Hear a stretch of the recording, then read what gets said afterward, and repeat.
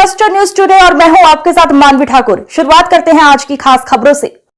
राहुल गांधी का मंच था, उनका यात्रा थी। पीएम मोदी की मां के पास बेहद ही आहत टिप्पणी की गई मंच से। किस तरीके से आप देख रहे हैं विपक्ष की इस भाषा को? देखिए, हमारे यहाँ कहा गया है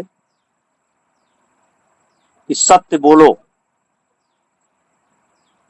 लेकिन अगर सत्य अप्रिय है तो मत बोलो।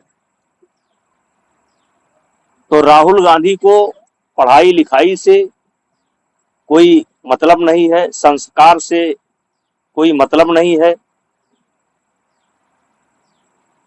और इसी का परिणाम है कि समय समय पर वो कुछ जहर उगलने का काम करते हैं। जैसे मौत का सौदागर, राफेल चोर और नाना प्रकार के शब्दों को से मोदी जी को नवाजा जाता है। देखिए, मोदी जी कोई व्यक्ति नहीं है। मोदी जी इस समय देश के प्रधानमंत्री, और प्रधानमंत्री की मां की आलोचना करना कहीं न कहीं देश की समस्त जो माताएं हैं, बहनें हैं, नारी समाज है, उसका आप अपमान कर रहे हैं। हमारे यहाँ औरत को, लड़की को, मां को देवी स्वरूपा कहा गया है, और आज जो व्यक्ति दुनिया में नहीं है, आप उसकी आलोचना करके आप अपनी औकात का परिचय दे रहे हैं कि आपके पास कितना ज्ञान है। और हमारे देश की जो परंपरा रही है उसको कितना ठेस पहुंचाने का काम करते हैं। इसलिए हम ही नहीं, देश की सभी समस्त माताएं, समस्त बेटियां, समस्त बहनें, समस्त इस देश के नागरिक उनके इस कृत्य की निंदा करते हैं। इस तरीके से आप एक पीएम बड़ा पद होता है, पूरे देश के लिए होता है, उसके लिए तुम तड़ाका जैसा शब्द राहुल गांधी यूज कर रहे हैं, इनकी आवश्यकता क्या दर्शाती है तुम तड़ाका? जैसे कहा गया है कि यदि आप चाहते हैं कि लोग आपके साथ अच्छा व्यवहार करें तो आपको लोगों के प्रति भी अच्छा व्यवहार करना चाहिए। भाषा की एक मर्यादा है, उस मर्यादा का ध्यान रखना चाहिए। और ये इसलिए हो रहा है कि पढ़ाई लिखाई से देश का जो हमारा संस्कार रहा है, देश की जो हमारी परंपरा रही है, उससे राहुल गांधी का कोई लेना देना नहीं है,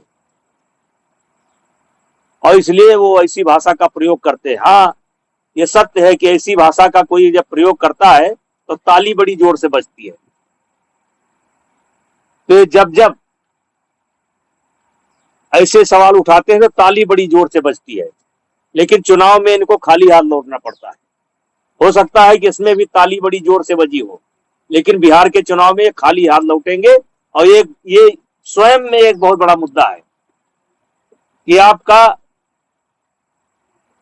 मातृत्व समाज के प्रति आपका क्या भाव है, महिलाओं के प्रति आपका क्या भाव है, लड़कियों के प्रति आपका क्या भाव है।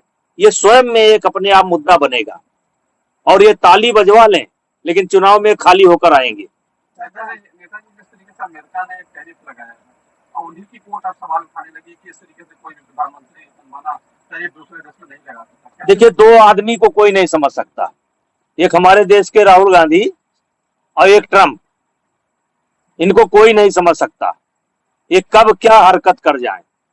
आज ट्रंप की निंदा उनके देश में ही हो रही है, उनकी पार्लियामेंट कर रही है, वहां की जनता कर रही है, वहां की कोर्ट कर रही है।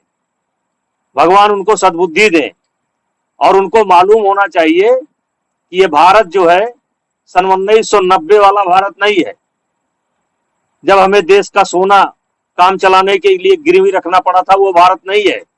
ये वो भारत नहीं है जब दबाव में चाइना से समझौता करना पड़ा।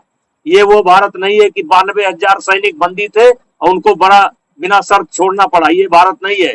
ये 2024 का भारत है, और इस देश के प्रधानमंत्री नरेंद्र मोदी हैं।